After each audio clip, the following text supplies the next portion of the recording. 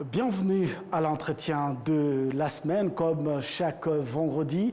Vous avez l'habitude de suivre cet entretien de la semaine qui revient donc sur les principaux sujets d'actualité. Nous allons aujourd'hui parler de la sociologie et de sa contribution dans la reconstruction nationale. Nous avons le plaisir de recevoir dans ces studios le professeur Jean-Pierre Kaléguéié. Bienvenue à vous, professeur. Merci pour l'invitation, Patrick. Voilà, en votre qualité de directeur de recherche transdisciplinaire à l'organisation Sud Global, vous avez récemment abordé le rôle des sciences humaines et sociales.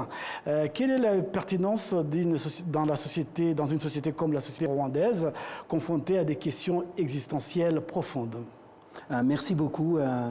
J'aimerais juste dire, pas la sociologie, juste la sociologie, mais il s'agit plutôt des réflexions qu'on a entamées à travers une émission qui est organisée par Dominique Célis, une écrivaine rwandaise qui s'appelle Samedi Domi. Et donc, on voulait réfléchir sur l'impact des sciences humaines et sciences sociales. Et j'étais avec un anthropologue. Et donc, nous pensions que ces disciplines, les disciplines qu'on trouve au niveau des sciences humaines et sciences sociales, sont importantes pour le Rwanda. Et comme on l'a vu, surtout le Rwanda après génocide, pour plusieurs raisons. C'est vrai, quand on a un génocide, ça signifie qu'il y a extermination d'un peuple. Donc, dans le cas du Rwanda, l'extermination des Tutsis comme intention. Mais en même temps, cette extermination aussi s'accompagne dans une certaine mesure, dans le cas du Rwanda, avec... c'est accompagné avec une mise en cause de ce qu'on peut considérer comme sciences humaines, sciences sociales. Et que c'est-à-dire, pour se mettre à tuer tout un peuple, cela a été, c'était surtout à travers certaines disciplines coloniales, donc qui ont défini, qui ont pris Tutsi, Hutu et toi comme objet d'étude. Et cela a eu des conséquences néfastes pour le Rwanda. Et donc, il y a ce moment-là où les sciences coloniales et le mal que ça nous a fait.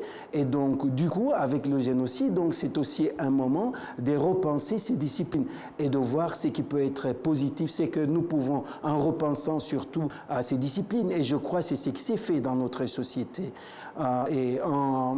Quand il y a un génocide, en se disant comment, dès lors, repenser donc ces disciplines. Et quelques exemples. Ici, je pense au Camerounais Patrice Nganang, qui est littéraire, écrivain, qui se disait on ne peut plus faire la littérature comme s'il n'y avait pas eu de génocide au Rwanda.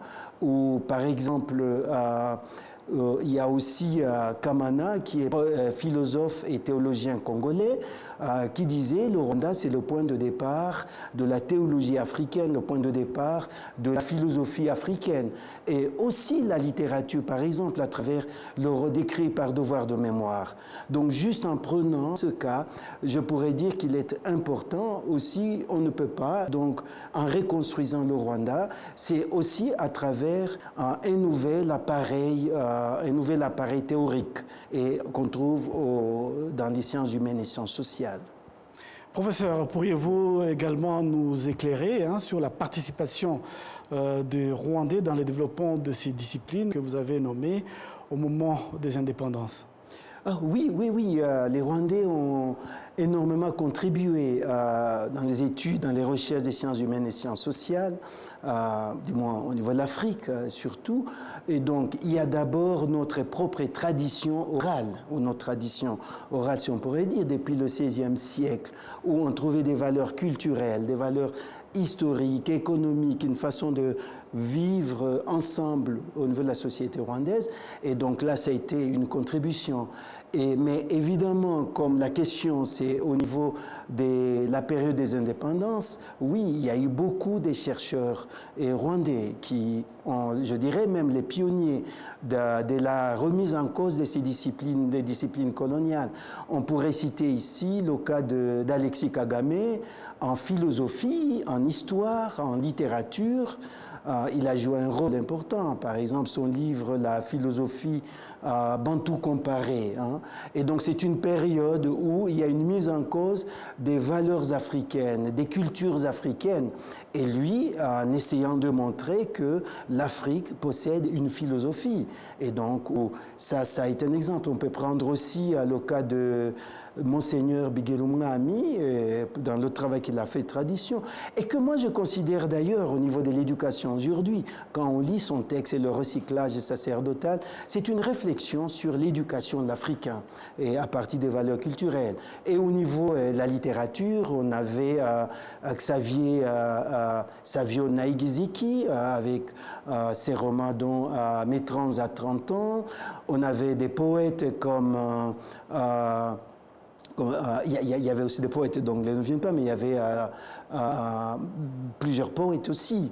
Donc, pas seulement d'expressions étrangères, mais aussi en Kinyarwanda. Donc, il y a eu une grande contribution. Mais c'est aussi un moment difficile pour le Rwanda. Donc, avec 59.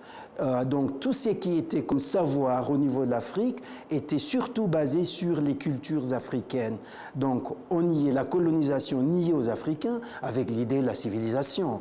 Donc on niait aux Africains qu'ils avaient des valeurs et donc le travail des pionniers, c'était de montrer que oui, on a des valeurs, on a une science, et c'était ça. Mais avec 59, au Rwanda, évidemment, le gouvernement, le pouvoir de Kayibanda a mis en cause donc, et ses valeurs. Donc ça a été aussi un moment de rupture ou de suspense, si je pourrais le dire, où on considérait ce qui était culture rwandaise comme culture tutsi. Et donc, il y a eu comme une suspension à l'intérieur du Rwanda. Mais évidemment, les gens qui étaient en exil ont continué à exalter ce qu'on avait comme culture, à travers surtout le théâtre. Et ça a été même très important pour les jeunes, pour la transmission des valeurs rwandaises qu'on a trouvées. Donc, je dirais, oui, les Rwandais ont joué un rôle important dans la, disons, dans les valeurs, dans l'enseignement et recherche aussi en sciences humaines et sciences sociales.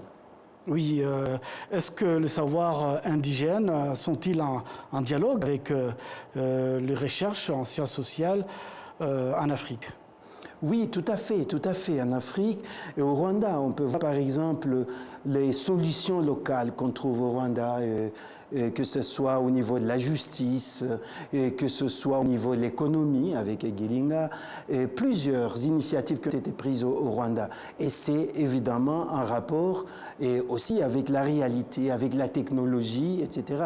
Et donc c'est une sorte aussi de savoir endogène. Donc ça, c'est un moment important. Et je crois que dans l'éducation actuellement aussi, ça permet, ce qu'on considère comme savoir endogène, ça permet aussi d'avoir un type d'éducation qui est une éducation inclusive, balancée, qu'on peut appeler ainsi, mais sur plusieurs piliers, mais dont un des piliers importants, c'est le contexte.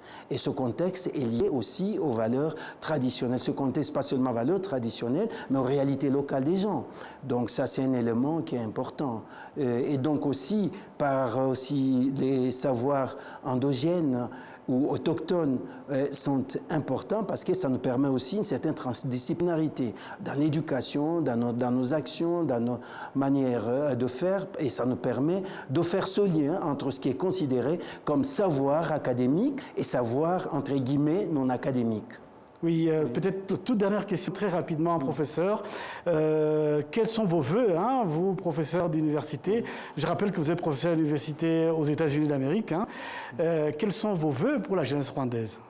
Ah oui, la jeunesse rwandaise, comme toute jeunesse, je dirais, est tournée beaucoup plus vers la technologie, n'est-ce pas, ou les sciences exactes, etc., et ce qui est bien. Mais je pourrais dire qu'ils utilisent cet outil qu'ils ont, mais pour produire un contenu important pour le Rwanda, et qui n'oublie pas nos valeurs traditionnelles, les valeurs éthiques de façon générale, et aussi notre contexte. Parce que la technologie seule, si tout à l'heure, par exemple, il y a une conférence sur l'intelligence artificielle, le contenu, par exemple, de l'intelligence artificielle, si vous ne faites pas attention, qui parle à travers l'intelligence artificielle, ça peut être un homme blanc. Un homme blanc. C'est-à-dire les savoirs, ce que vous trouvez, les données qui sont disponibles ont été créées et en Occident, beaucoup plus. C'est-à-dire ces jeunes doivent être aussi en mesure de créer leur contenu qui nous parle en tant que Rwandais et surtout qui répondent à nos besoins.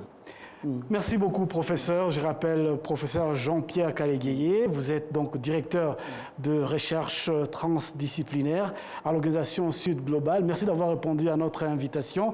Restez avec nous puisque nous parlons sciences, technologie, pour découvrir ces logiciels qui ont été mis en place par l'Office rwandais de la sécurité sociale, qui a été lancé donc une plateforme qui est dénommée Ishema, qui aide les employeurs à payer les cotisations de leurs employés. Découvrons ensemble.